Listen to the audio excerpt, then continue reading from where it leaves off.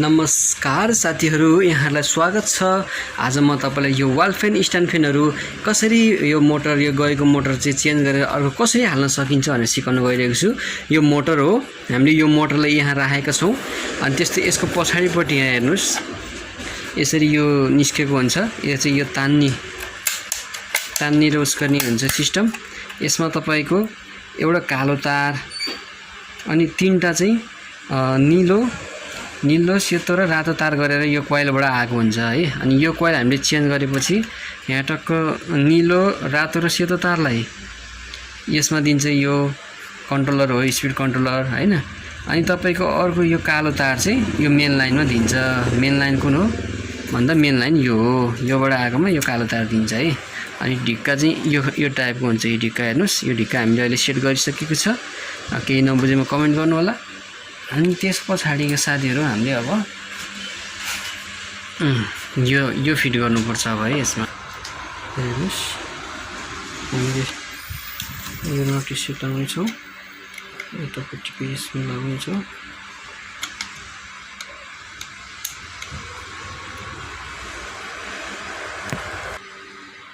यो नोट लगाइएको छ। त्यसपछि यो कभरलाई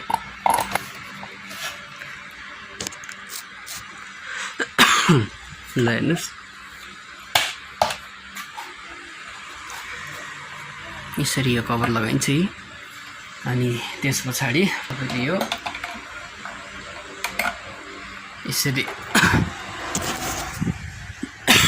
यसरी बसाइन्छ है। यो यसले कसिन्छ, यसलाई जालीलाई यसरी कसिन्छ। अनि कसेपछि यसमा एउटा पाता हालिन्छ। अब हामीले यो लगाइरहेको छौँ।